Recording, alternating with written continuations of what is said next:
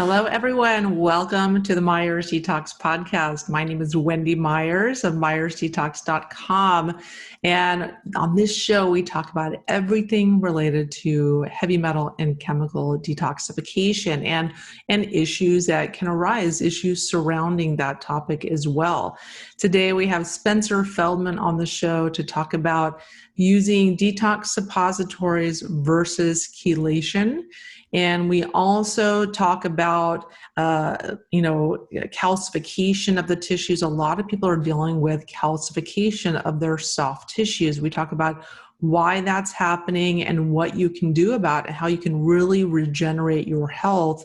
And it's kind of like an anti-aging detox to get rid of this calcium.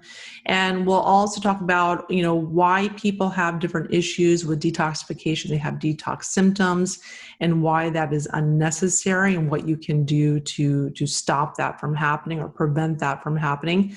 We'll talk about liver flushes and some of the pros and cons of that.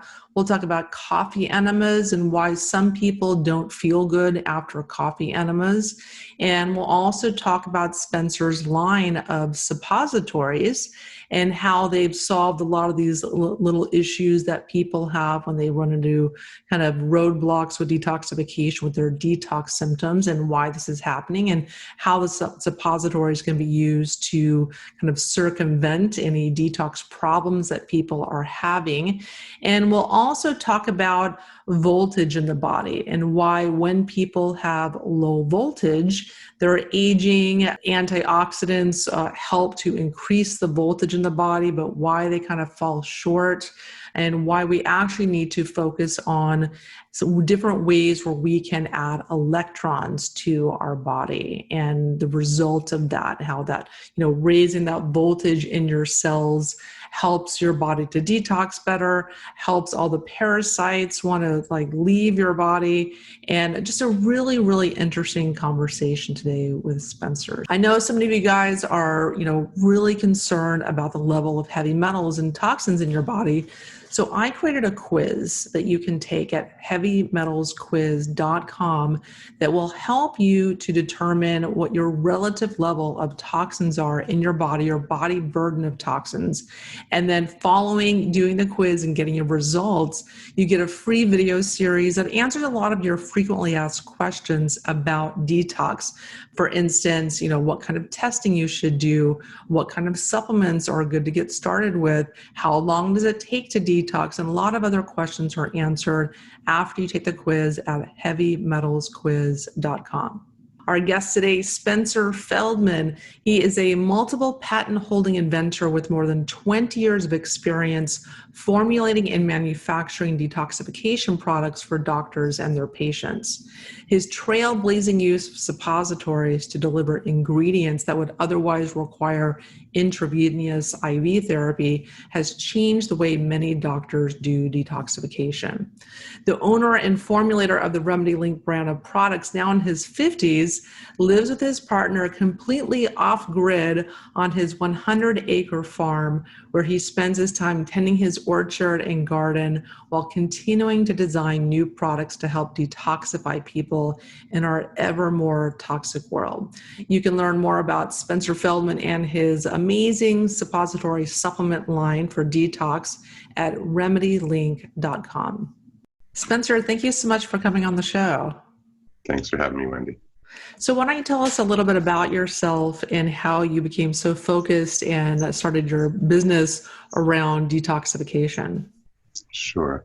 So I was in college on track to become an emergency room surgeon, which is what I wanted to do. And somewhere, I think maybe in my junior year, there was, I think maybe a measles outbreak or something. And so everybody dutifully lined up to get vaccinated, and I was among them. And I noticed after the vaccine, I didn't correlate it with the vaccine, but afterwards, I couldn't eat soup because the soup would shake out of the spoon before got the spoon to my mouth. I started getting really shaky. And I said, well, there goes my ability to become a surgeon, because can't do that with shaky hands. In retrospect, all right, so then I went to my doctor and I said, hey, look at my hands, they're shaking. What is that? And he goes, well, here's a drug. I'm like, okay, but you know, I'm 19, I'm 20. Why are they shaking? He goes, it's not my job to educate you. I've got 10 more people to see, take the drug. And it's like, wow, okay. I started studying alternative medicine. I thought, if I can't be a surgeon, maybe I can still be in the field and a support role. Years later, what I realized was I had a reaction to the vaccination. Maybe I got from the bottom of the vial where there's more mercury or something. So I started studying alternative medicine. And at that time, 25 years ago, one of the things that caught my interest was chelation, which is using acids basically to bind to metals to make them soluble. And at this point, I guess, let me tell you what I think detox is, because that was really where I started going. I realized I was toxic and I had to get it out. If you have a toxin and it's water soluble, then it comes out in the urine. But there are toxins that don't come out in the urine. These are ones that are either fat soluble or have crystallized. And so detox is understanding how to get rid of these other two classes of toxins. Now, imagine you have a greasy dish. That's fat, right? And the fat and the grease in the dish has got toxins in it, right? It's chunky, it's disgusting. If you pour water over the dish or dunk it in water, not much happens because the grease is not water soluble. But if you mix detergent in, the detergent reacts with the grease to make it water soluble, and now the grease washes clean. So detergent is the detox, is the soap for grease, right? So we're looking for things that can be soaps for our various toxins. So EDTA, which is the chelator I first got involved with, and chelator means to claw, to grab, is the soap for metals. And what it does is, there's lots of good metals and lots of bad metals in the body. Good metals would be things like calcium and zinc and copper and some types of chromium and potassium and magnesium. And they bind and form salts inside the body. So calcium bonds with phosphorus, and you get calcium phosphate that makes the bones, and things will bind with sulfur, and you got connective tissue. And so the whole body is made out of all these different things. But the problem is some of the metals, the toxic metals, they look like regular metals and the body incorporates them in, and they can get jammed in the pumps inside the cells, and they can get stuck in things. So they end up crystallizing, and some of the metals end up getting into the fatty tissue. So detox at its most simplest is understanding how to make soaps for the ones that are fat soluble and how to dissolve the ones that are crystallized. Because if dissolving a salt, like if you take a salt crystal and put it in water, it dissolves. It's now water soluble and out it goes. So a lot of people are filled up with crystals in their tissue, and they're filled up with toxic fats, and they don't know how to get them out. And the body has an ability to get fat soluble toxins out and crystallized salts, toxic salts out, but it's limited. And if it's in the fat, the body might think, well, it's in the fat, it's not the end of the world, I can leave it there, it's fine. But the brain's also fat, so that's not necessarily the optimal strategy. So, we have a native ability to detoxify. We have a native ability to break things down and make them soluble. But that native ability is really overwhelmed with the task that we are giving it in the 21st century. So, for instance, if you were drinking water from a mountain stream, there might be some arsenic in it, and your body has a capacity to get rid of that. But when your body's full of mercury fillings, that's way more than it was designed to be able to handle. And we have the ability to detoxify chemicals because, Paleolithic hunter-gatherer, you're eating the occasional bad wild mushroom, or maybe you got cut and bit and there's an infection and it's putting toxins into the body, or you eat a plant that hasn't been bred for the last 10,000 years to be sweet and toxin-free, and it's a little bitter and kind of medicinal. So, we have this ability to get rid of toxic chemicals too. But again, in the 21st century where, you work in an office that just got a new floor and formaldehyde's coming out, And, you put on clothes that just came back from the dry cleaners, and there's 1,001 chemicals on your food that they don't have to tell you about. We just get overwhelmed. So to me, detox is using the science that we have now in the 21st century to counter, it's like the white hats and the bad hats, the bad hats are putting all these toxins into the environment, and the white hats, the good guys are saying, okay, this is how the body is designed. Let's work with it to try to get some of these chemicals out. Yeah, I think people don't realize that, there's 80 to 100,000 chemicals in our environment. There's more coming out every year. And it's kind of laughable when I talk to medical doctors and they think, oh, that's a scam. You don't need to detox. And without really thinking it through, that, our bodies are dealing with so much more than it was designed to do. And then given the fact that, 80 million people or more have non-alcoholic fatty liver disease. Those are the people with a diagnosis, and not to mention all the other people that livers are under functioning. And liver is just one aspect of detox. So can you talk a little bit about that, and also how these toxins kind of jam up all of our cellular machinery and affect our different organ systems negatively? But just to address what you brought up, physicians and nurses are number one and number two in terms of the shortest lifespan by profession. It's more dangerous. You have a shorter lifespan as a doctor or nurse than as a veteran going to war.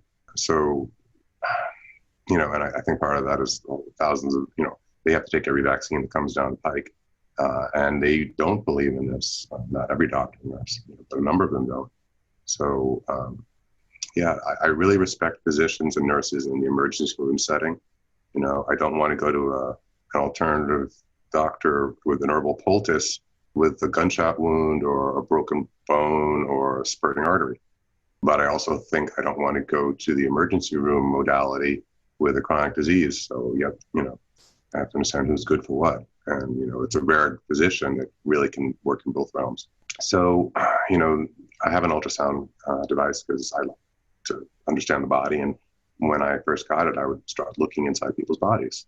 It gives you X-ray vision. And I was like, oh my gosh, look how many people are walking around with plaque in their arteries and gallstones and kidney stones and fatty liver and cirrhosis. And on the one hand, I was sorry to see it. On the other hand, I was amazed at the capacity of the human body to withstand that degree of abuse and still keep functioning. So in the other way, it's really quite hopeful. Our bodies are impeccably designed to handle incredible abuse and keep going, often without complaint.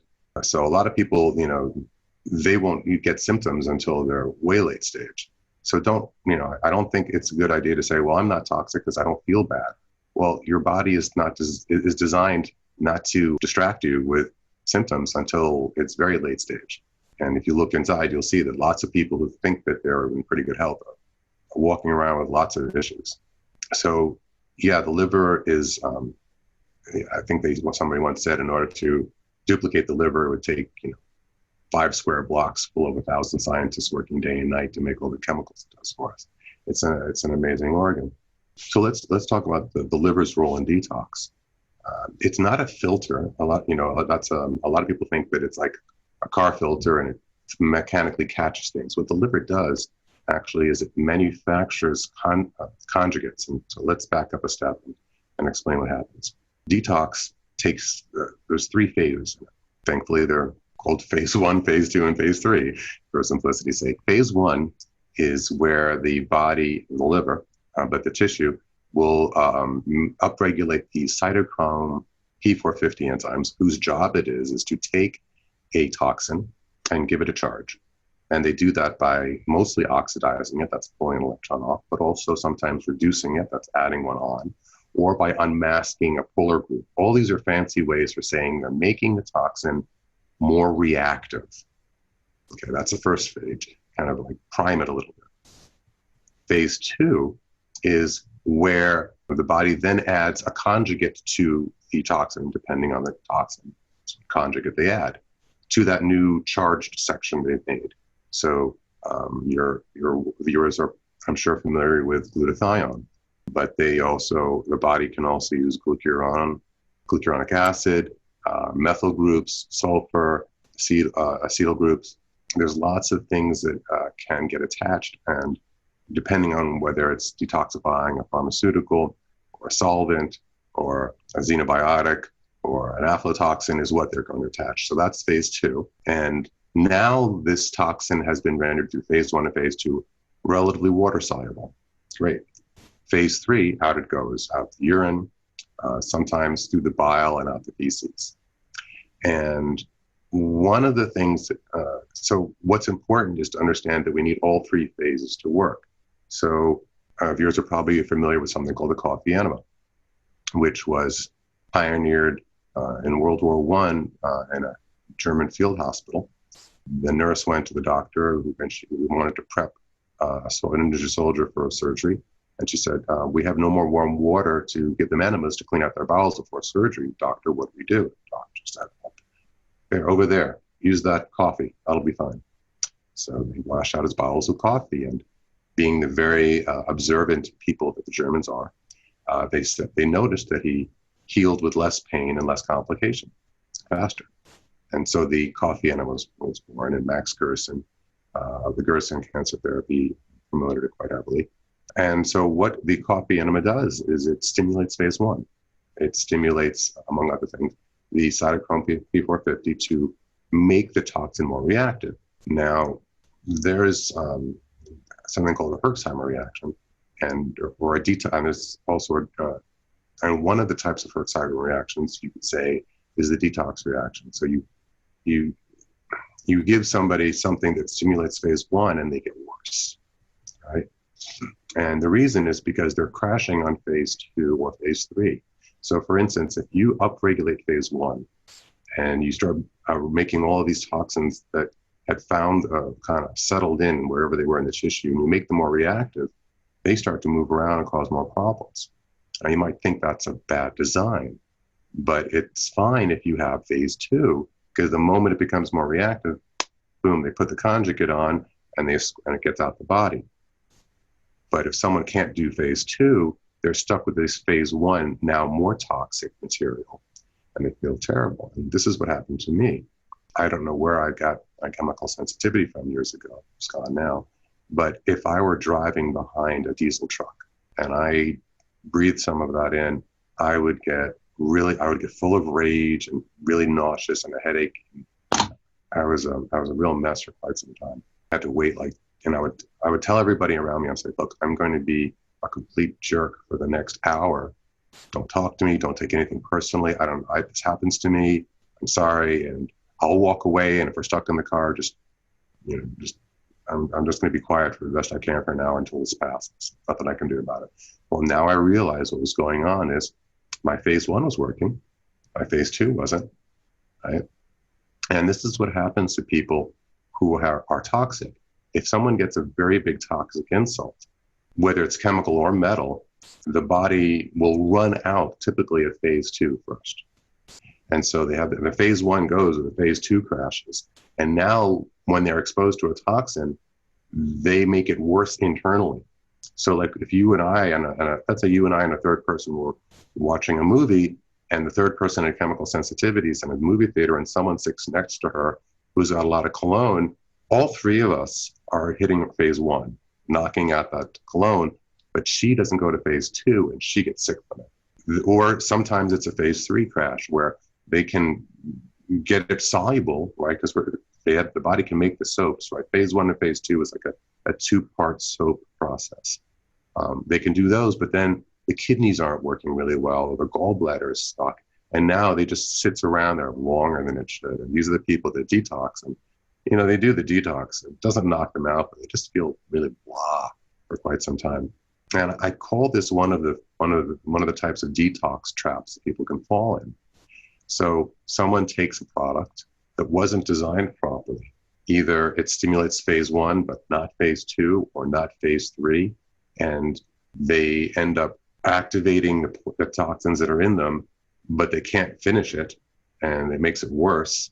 And they talk to the manufacturer or the doctor, and they said, oh, that's great, you're detoxing. That's a detox sign. No, you're not. That's a detox trap. You think you're detoxing, but it's getting worse. If you are detoxing, you should be feeling better, right? Very rarely, I mean, and this is for people with enormous toxic loads, that no matter how much support you give them, they still don't feel good. Yes, you will still get some people that no matter how well you detox them, they're still not going to enjoy the process. Is still uncomfortable, but that's pretty rare. That's like industrial exposure, right? So let's talk about the detox traps. The first one, as I would call it, is an incomplete detox. And it's not incomplete in the sense that, oh, well, I'll get to it later. Remember, phase one, if it crashes between phase one and phase three, that person's actually become more sick, more toxic, because it's made the toxin more reactive, more polar. There's another one, like let's say someone does a chlorella or a zeolite that isn't clean. You know, someone grabs zeolite, some cheap zeolite that wasn't acid washed, and it's full of metals, or chlorella grown off the coast of China, and it's got Fukushima junk in it.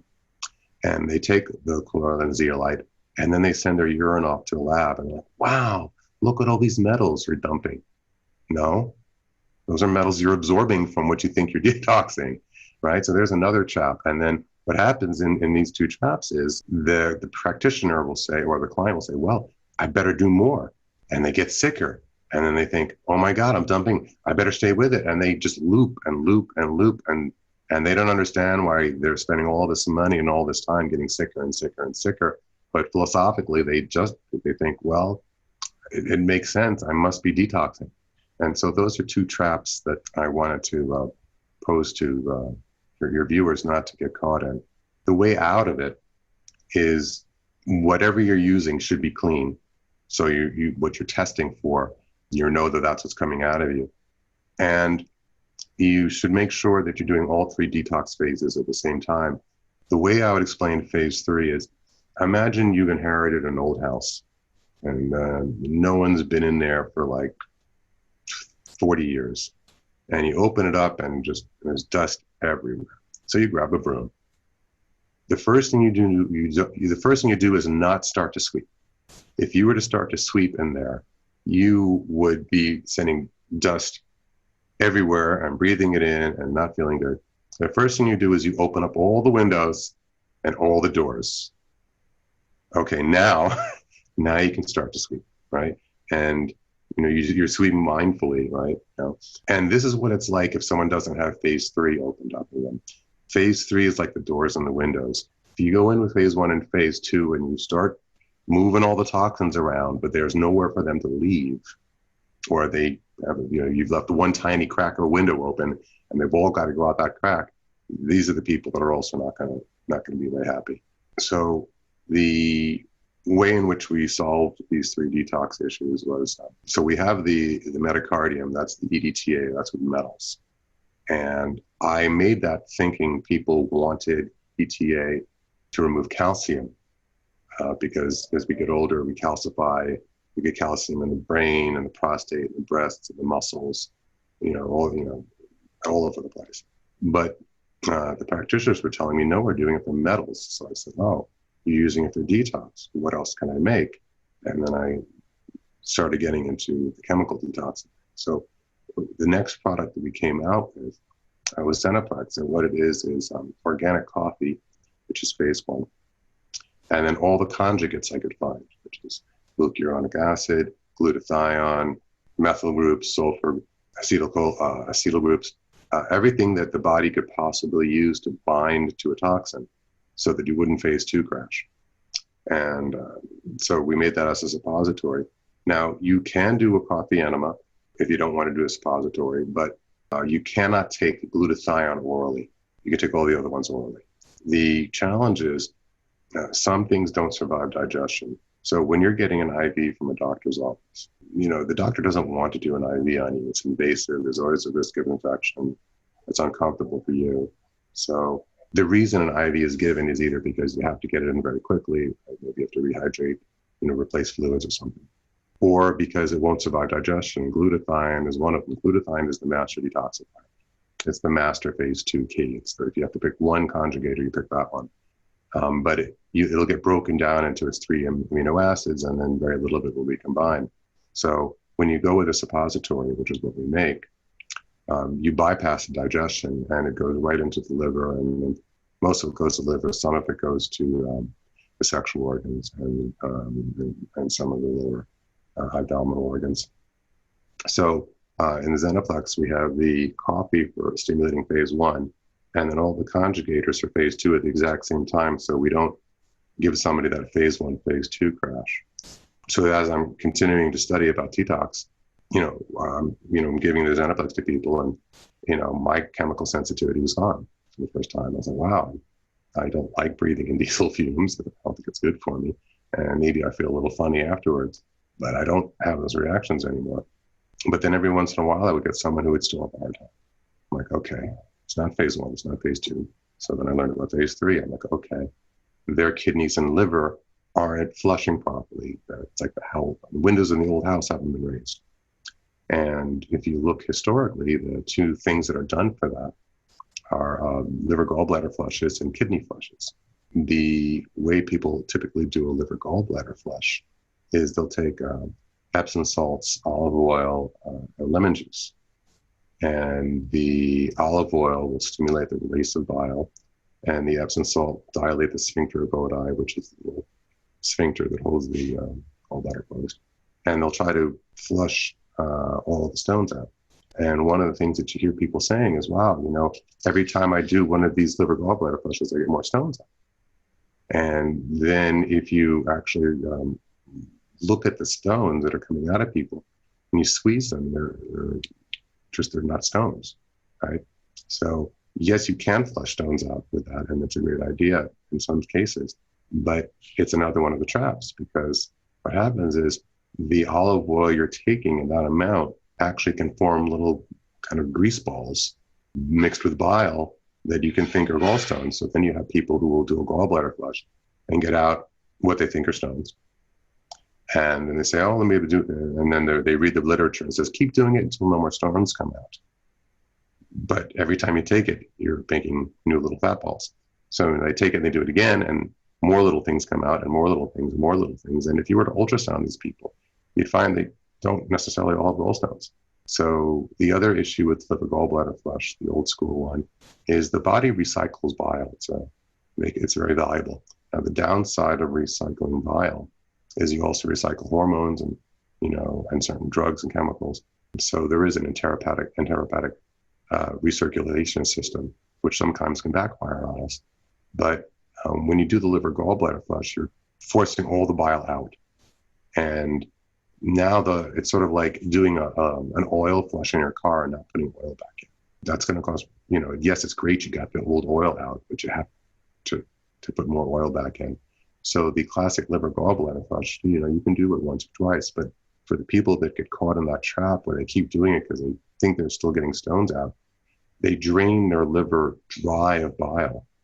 And now, without enough bile there, things start to, now they do get stones, because now it's completely dried up and everything's very sludgy. So that's kind of like another trap. So what we did is we made a suppository for liver gallbladder flush, kidney flush. Now, you can definitely do this without suppository.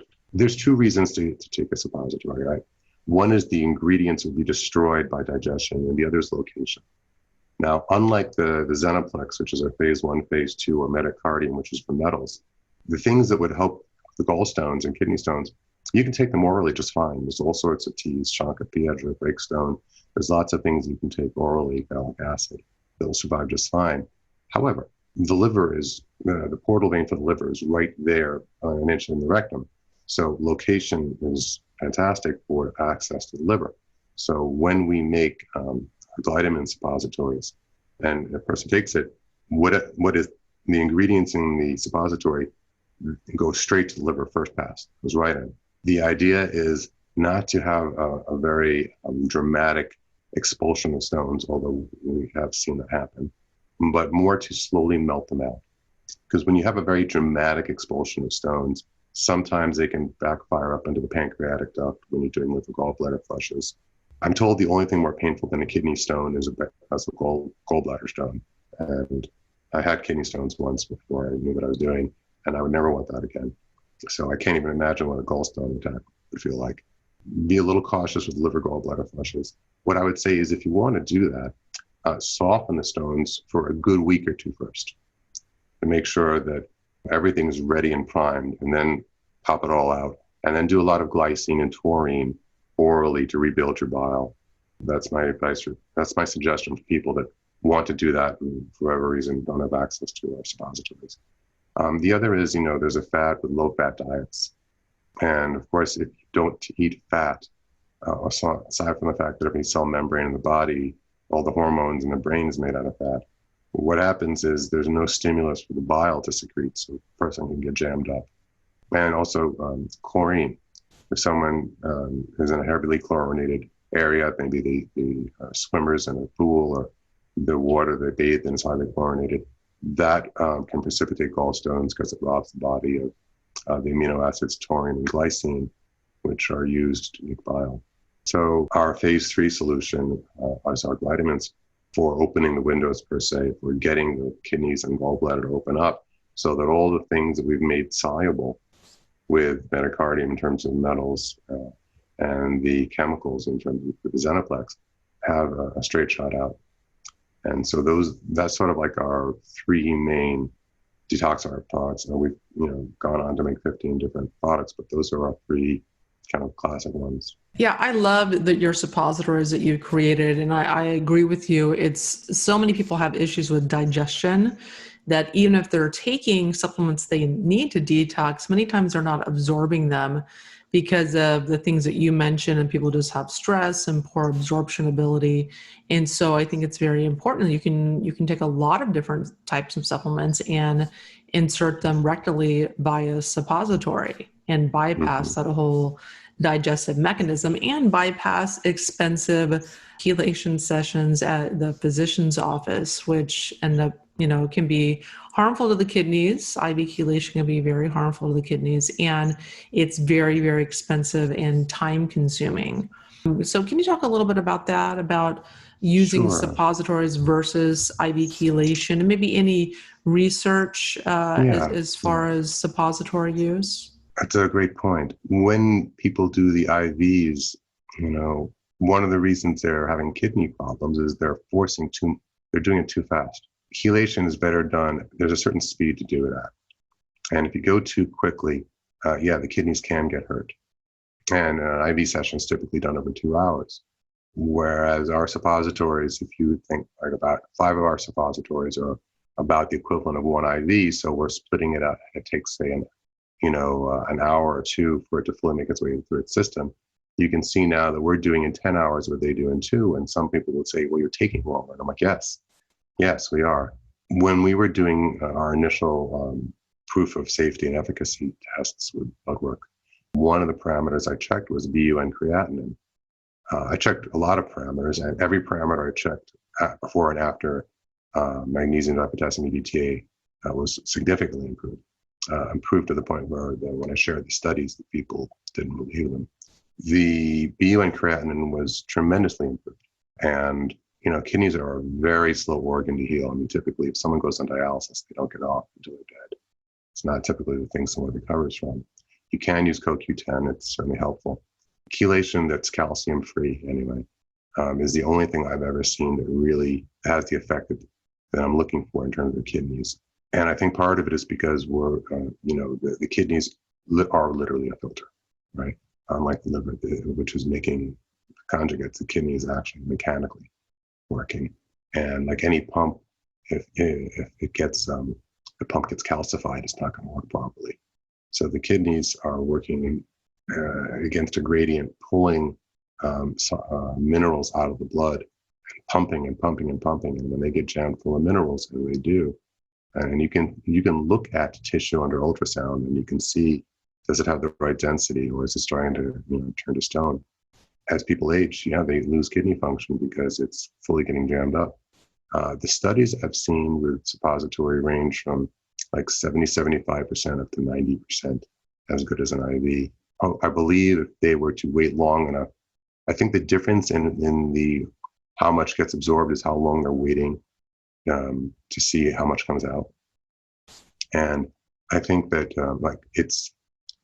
not only safer, but more efficient to be slower and more gradual. And I think the fact that smaller doses by suppository seem to universally improve kidney function, whereas higher doses by IV, you have to be very careful not to hurt someone's kidneys as an indication that that's a better way to go. There was a study in Switzerland where they showed that IV chelation decreased mortality of heart attacks and cancer by 86 and 90%. 90%, I don't remember which one was which, but it's about the same, And so, it's chelation is not just taking out the metals, but taking out the calcium. It's a phenomenal thing to do for the body. If you were to take a look at any animal and look at cross sections of its tissue as it ages, you'll see an exponential increase in the amount of calcium. So all animals become statues. They turn to stone as they age. And if you want to stretch that out, and the book, The Calcium Bomb, is a great way to learn more about this. Having some kind of solution that can pull calcium out is a great idea. The study they did in rotifers, which are little creatures that live, 7 to 10 days, is, again, you saw that every day they lived, the calcium level went up and up and up, unless they raised them in some kind of chelating bath, some kind of acid bath, whether it was citric acid or EDTA or whatever acid they used. I know a lot of people think an alkaline diet is great, but that's not to say we don't also need acids. And we need stomach acid to digest. We need acids on our skin to protect us. And there's a lot of acids. So for instance, when a person exercises, they're making lactic acid. When they eat an apple, it's malic acid. When they have apple cider vinegar. So there's all these acids they can get, and the acids have this decalcifying ability to them. So, historically, drinking some kind of vinegar for health has been done for thousands of years. So you take the grapes, you make the wine, you let it sit too long, you got vinegar, and you put in your salad as a dressing. And people were drinking apple cider vinegar for thousands of years. What they're doing is they're chelating. So what EDTA is just a smarter vinegar. We're saying, okay, vinegar is working by nature of the fact that it's acid binding to this positive metal, this basic alkaline metal, and escorting it out. What can we make in a lab that's even stronger, even better, considering just how many metals we have in us? And some of them are more or less reactive. So EDTA is a -4 charge. That's why it's so good at grabbing onto things, because it's got that much of a pull that it can just grab onto all sorts of stuff. So if you can do EDTA, fantastic. If not, take a shot glass of apple cider vinegar mixed in a glass of water every morning, and go for a little bit of a jog and build up some lactic acid. The acids are the way the body gets rid of the toxic alkaline metals. Yeah, and it's such an interesting concept to think of. Calcium, that's technically a mineral, can actually be something akin to a toxic metal. And I see lots and lots of clients that have, low to extremely high calcium levels on various testing. And we know that's a big problem, especially a lot of people just, taking vitamin D and megadosing vitamin D. This is a hormone that increases calcium absorption from your gut. And then we have lots of garbage calcium supplements on the market that are not a very good, highly absorbable form. And lots of menopausal women are taking that to improve bone health. And then people are drinking dairy for calcium. Can we talk a little about that, calcium's nutritional necessity versus, maybe menopausal women that are concerned about increasing their bone density, and how that plays into the whole detox conversation we're having? Right. So you have the osteoblasts and the osteoclasts constantly in the process of breaking down and rebuilding bone. And then there's all the hormones and the vitamin K and the vitamin D and all of these things. It's a very complex mechanism. And like all complex mechanisms, it fails over time. So what happens is when we're young, we have our calcium is in our teeth, bones, and very little elsewhere. And as we get older, it gets in the kidney as kidney stones, as in muscles, as fibromyalgia. It gets in the brain as brain sand or acroruli. It gets in the prostate as prostate stones, the gallbladder as gallstones. It gets in the arteries or arteriosclerosis, the breast as breast calcifications. It gets everywhere.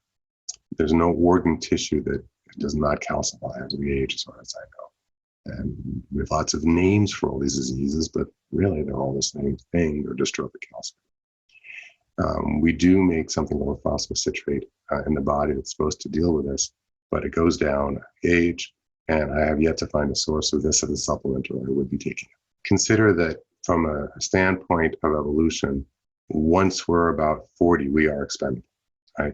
You're 20 or 15, from an evolutionary standpoint, you have a kid.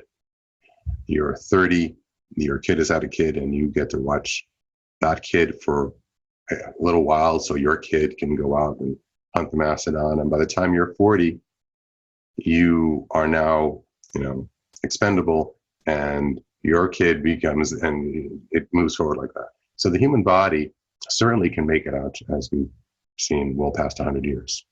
But, somewhere at around 40, your genes are like, all right, look, free time is over. And now you can survive, but if you want really good health, you have to work for it. It's not a freebie. And calcium deposition is one of those things. It starts leaving the bones and the teeth and moving into the soft tissue. And, when your muscles are getting, tight and not as flexible as you used to be, and, cataract, all these things, all these things start to happen. This is just the body saying, okay, this was how much time I was designed for, and anything after this, I got to work at. So the calcium is surprisingly, it was a big surprise for me to realize, wow, this is acting like a toxic metal, not by virtue of what it is, but by virtue of where it goes. So the EDTA that I patented is calcium free. We're the only people out there that have a calcium free EDTA, as far as I know. And what we did is we we attached magnesium and potassium to the EDTA. And EDTA, magnesium, potassium have very, very tenuous hold on EDTA. They're barely holding it, which is what you want. So when that gets in the body, it finds something that the EDTA will bump into something that it has a greater affinity for. The first thing it's going to bump into is calcium. So it grabs the calcium and releases the magnesium, potassium. So now you've got magnesium, potassium in the body, which is good for you. Most people are deficient. And you've got the EDTA, which is now calcium EDTA, floating around. And it floats around, and because the calcium has been removed, the blood calcium goes down. We pulled it out of it, and maybe pulled some out of the tissue. The body goes, oh, there's not a lot of calcium. I better take whatever I have and store it for famine. Right? I'm in a calcium famine for whatever reason. If I see some, I better stick it away. Right? And now the calcium EDTA is floating around, and it bumps into, oh, there's some lead. Let's go with the calcium for something it has a greater affinity for. Grab it onto the lead. So now there's the calcium, and the body's like, oh, good. I really want that because you just took it away from it. Let me go stick that someplace like some bone. So it's that kind of give and take where you pull it and then you give it back that helps trigger the body to put it into deep storage. And so that's why if done in the right way, you can actually build bone with chelation if you know what you're doing, and knowing what you're doing means you pull the calcium out, 12 hours later, you actually give someone a little bit of calcium. And right, it's important which kind. I usually go with calcium gluconate just because it's inexpensive and well absorbed. Carbonates, are not well absorbed. That's basically ground seashell, so that's not a way to go. You can actually go the more sophisticated orotates or glycinates if you like and have access to them. But I think gluconate works fine. So now through that give and take, you can actually trigger the body along, especially if you're doing some exercise and getting some sunshine, to put the calcium back where you want it to go. Now, inevitably, nobody's going to, very few people have lived past 120, and arguably some of the people that say they have, it turns out it was their daughters that take their birth certificates or something. So, eventually we are all going to turn to stone. The body will not last forever. But from the studies we've seen with animals, you can massively push that curve out. With the rotifers that were chelated regularly, what they looked like at their version of 80 was more like 40. So you can get to the point, you should be able to, with proper chelation, get the calcium so that that's not what gets you in the end. That problem is, you got that problem dealt with, something else. Now the next thing might be, okay, well, how's the pancreas doing, right?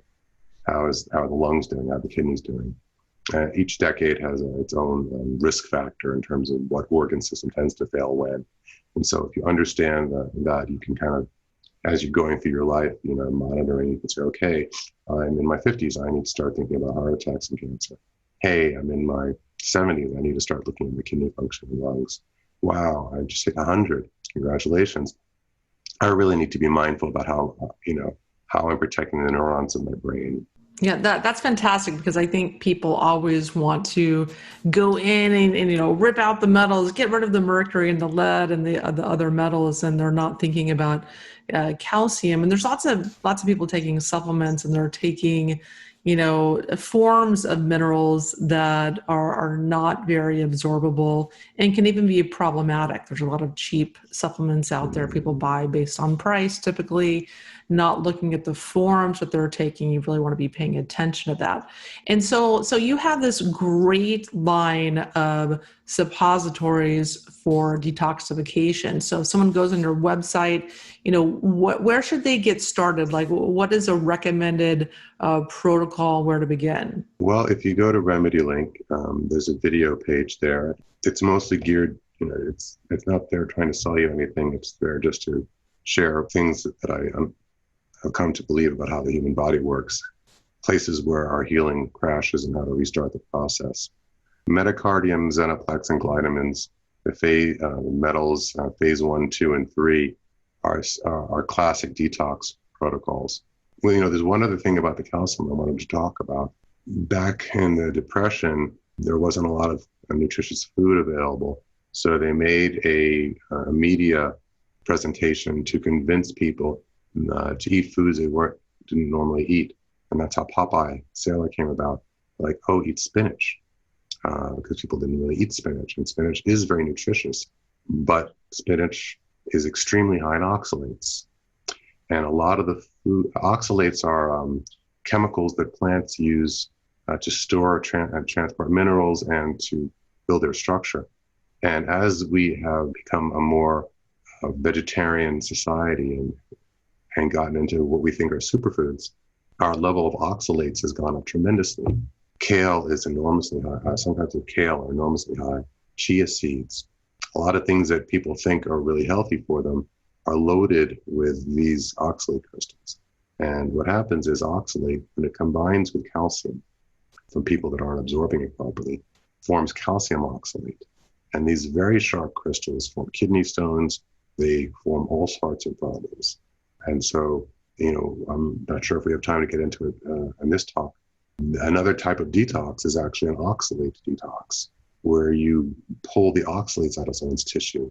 And if you do that properly, you'll see in the urine starts looking very cloudy.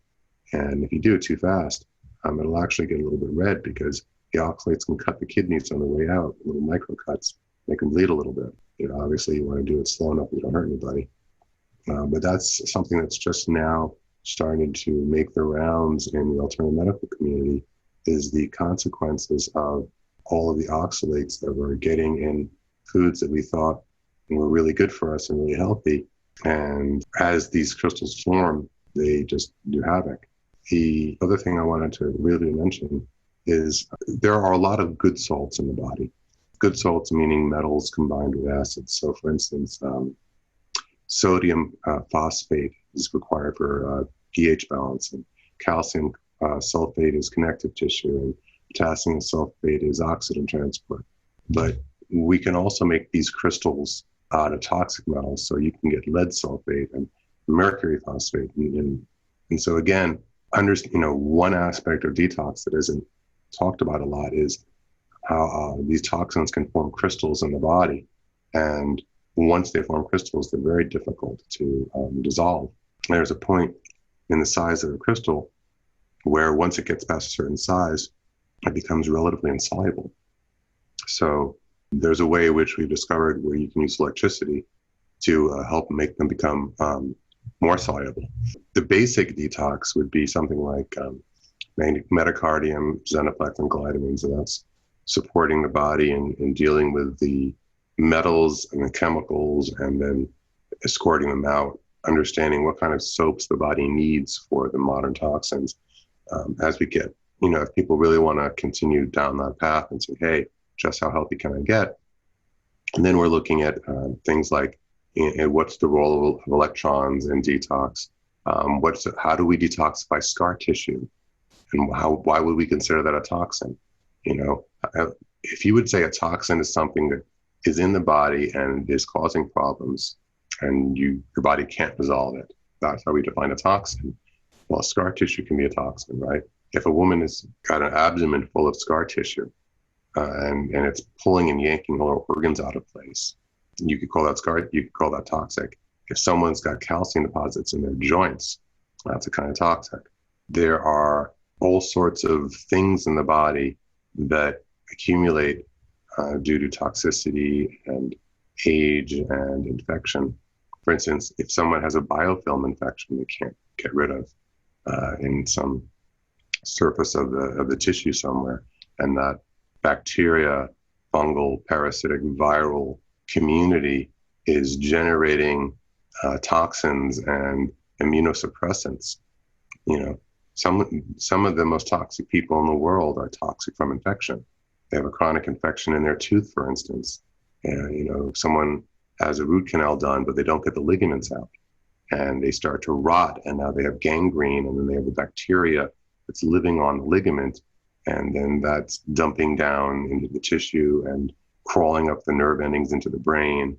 So, beginning detox is, of course, metals and chemicals, and then the structural things like the gallstones and kidney stones and sludge. But then we move on to things like aflatoxins and structural, scar tissue and crystallizations of various types. And I think the detox model also works for those as well. Can we talk a little bit more about the crystallization of the oxalates and other metals? So you have a device that helps, run electricity through the body, and is it the same vein of and mechanism of ionic foot baths? Sort of. There are a lot of great electrical devices out there, but by default, electrical devices all pull electrons away from you. Okay, so you know about those giant power lines that people can live under, and they always have them over schools for some. So those giant power lines, the scientists will say, look, the field on here, it's so far away, it's not bothering them. And there's cows living underneath them, and they're not getting sick, so you're all crazy. Okay, when you run electricity through a wire, the physics of it is that it pulls electrons out of the environment like a vacuum cleaner. So if you were to measure the electron density of the air around any electrical device that's on, you'll see it goes positive. And so when you run high power through those giant wires overhead, that whole area is a giant vacuum cleaner of electrons. But the animals don't get sick because they have their hooves or bare paws on the ground.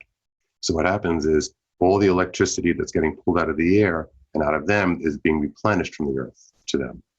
But a human being or a school child wearing rubber shoes or living in a house, they don't have their feet on the ground.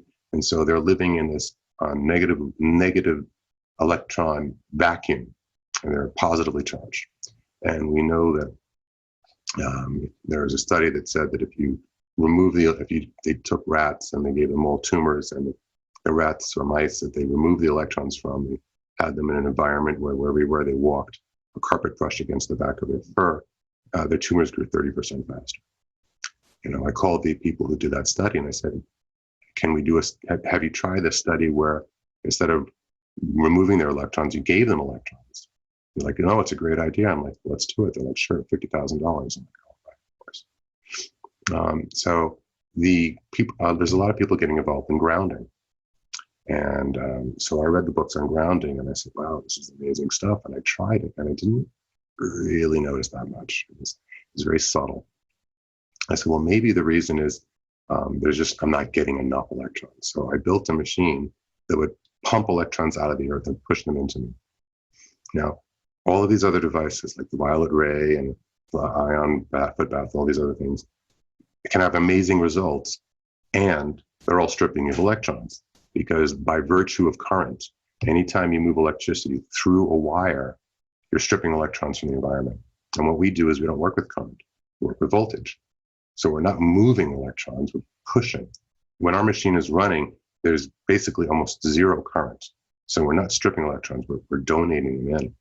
And, we evolved, if you have that belief, or were designed to be in an electron-rich environment. We were designed or evolved always with our feet on the ground or in the water or in the ocean. So every cell in our body is used to and expects all the electrons it could possibly want, anytime it wants, at all, as much as it wants, whenever it wants. But because we wear insulated shoes and synthetic clothing that strips it from us, and we're around electronics, even this cord coming down my ear is stripping electrons out of me. We are electron deficient. Now, people, one of the biggest sellers in the supplement industry is antioxidants. And antioxidants, their job is to move electrons. Now, let's say there's a city starving, and you send in 1,000 trucks, each with one loaf of bread. Well, that's not really going to be successful, right? So the loaf of bread is the electron, and the truck is the antioxidant.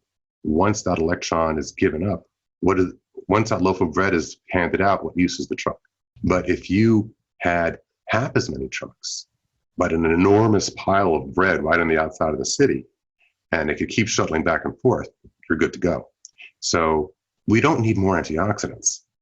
We need more electrons, because each antioxidant can move an electron 1 million to 1 billion times a second.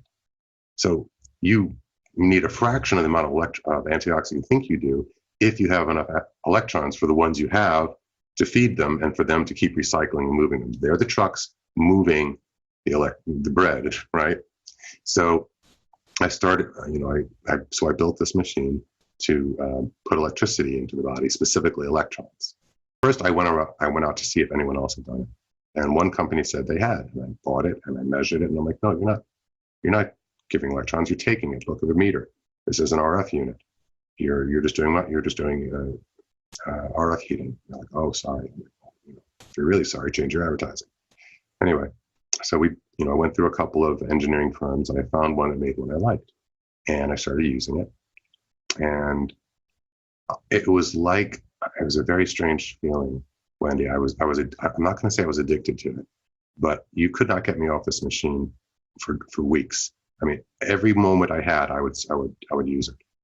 And, my partner was like, you're going to hurt yourself. I'm like, well, maybe, right? But that's my job. I've got to find out. And so I took it, used it for like 6 hours at a time at 35,000 volts. And at 35,000 volts, like my teeth got a little uncomfortable. I felt something in the hip, and we dialed it down to around 20,000 volts. I'm like, okay, that feels good. And after 2 weeks, I finally was like, it was like giving water to someone who'd just been through the desert. I finally was like, okay, I think I can walk away from the machine for a little while. And that evening, I was going to bed.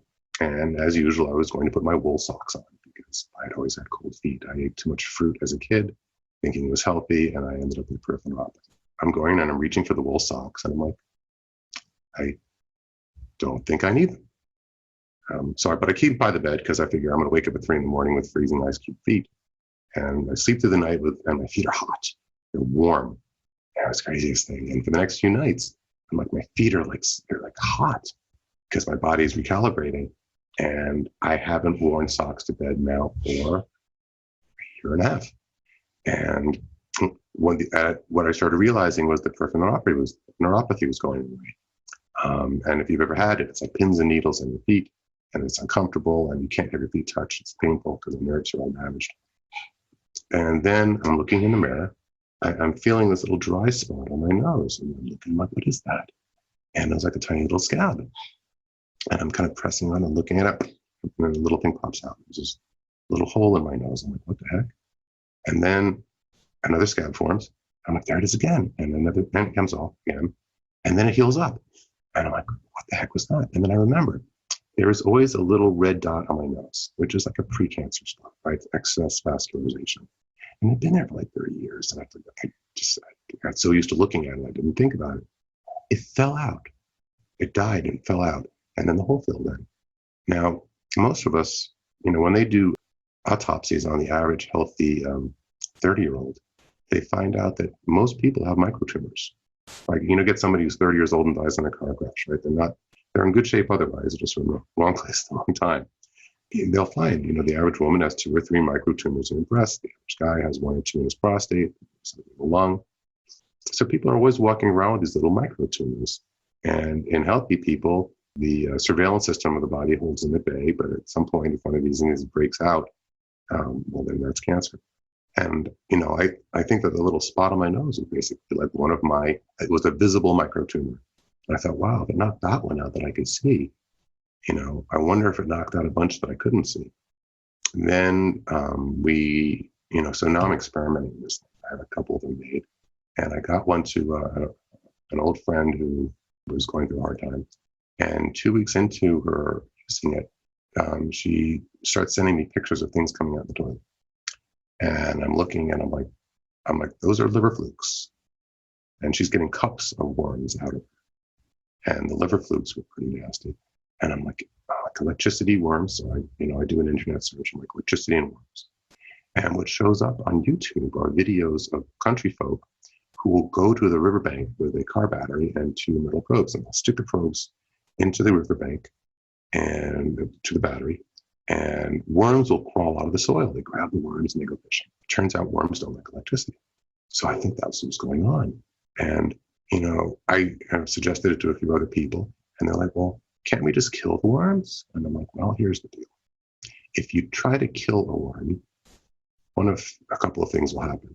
You'll kill it and the body will expel it. Great. You'll kill it and it'll die in place and never leave, like if it's in the liver or something. And now your body's going to have to insist the thing. And when it breaks down, inside the worm was the bacteria. Inside the bacteria was the virus. It's nasty toxin. Inside all of that was all the toxic junk he was eating. And then the third one is you just piss it off, or irritate it, and it digs deeper into the body. So really the best option for parasites is to make them want to leave intact of their own volition. And that was what was happening, and it's happened now for quite a few people, where it's just, they're all just out they go.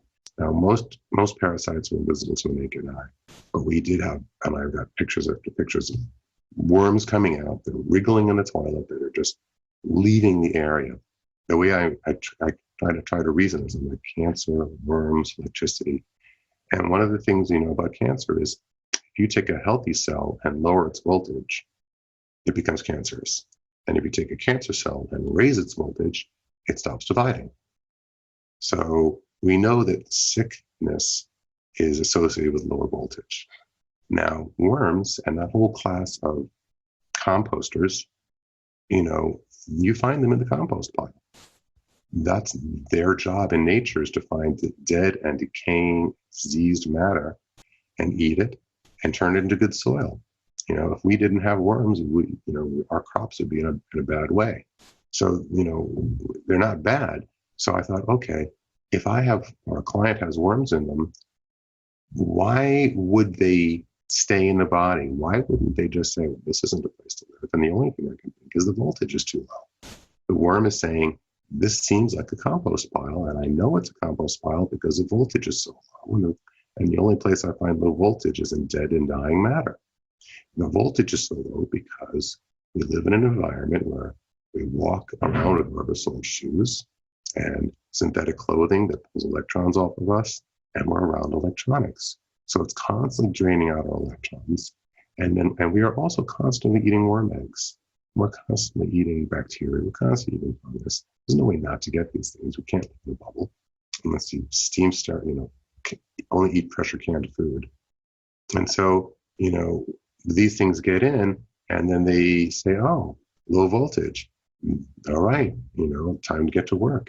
And then when the voltage, if you can give the electrons to someone with our machine or in some similar manner, and the voltage goes up, they're like, oh, this isn't a compost pile. What am I doing here?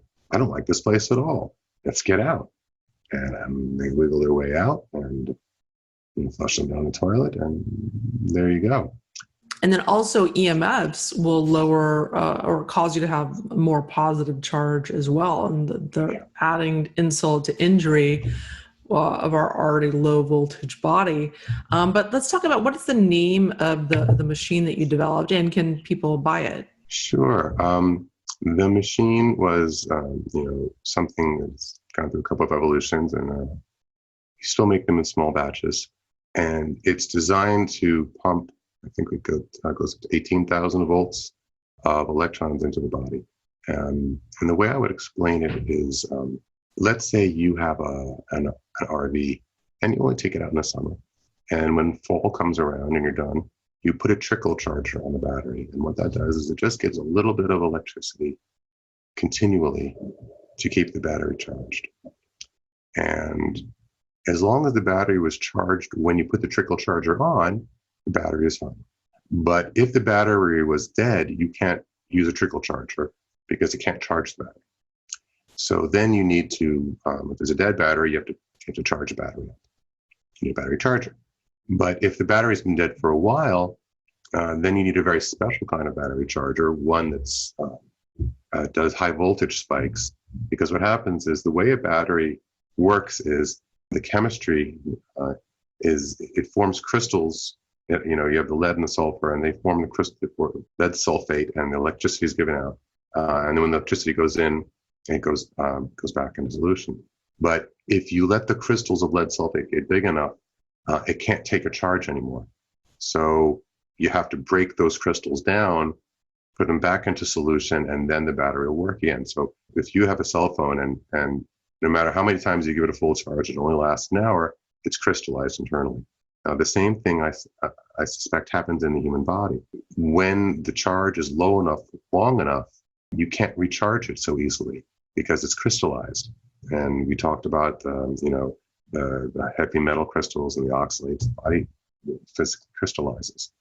And not only is that uncomfortable, but in terms of where these crystals are forming, but it also lowers our energy level. So what the machine is designed to do is to say, okay, when someone goes and grounds, and by grounding, that like you put your feet on the earth, and it certainly feels nice. That's a trickle charge. And if you were born in an Amazon rainforest and either walked around barefoot or with leather sandals, you would never need a machine like I make because you would be constantly getting trickle charge from the environment, and you wouldn't be around anything that's draining off all your charge. Like, if you leave the lights on your car all night, you come back, your battery's dead. Well, being around electronics and walking around with shoes on is like leaving the lights in your car on all night. It kills the batteries. And we have every one of our cells, all 31 trillion of them, are little batteries. So I said, okay, grounding is not working the way I thought it was because it's a trickle charger and it won't get rid of the crystals. And what I need to do is I need to look and figure out what they do to recover batteries that have crystallized, and what they use is voltage spikes.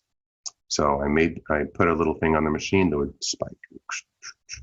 And so the machine, can be used in three ways. One, you can spike it with crystals. And then when the crystals are gone, and, that can take, 2 weeks to 6 months, depending on how bad the crystal's gotten. Then you can back it off a little bit and use it like a battery charger, meaning, okay, you can now hold a charge, let's charge you up. And then for me, it took about a year till I got to the point where I could use it like a trickle charger. My tissue was so decrystallized and I was so able to charge up again that now I'm at the point where I can do it for 5 or 10 minutes once or twice a day. And if I don't do it for a couple of days, it's no big deal. But that's the concept is our bodies are designed to store electricity.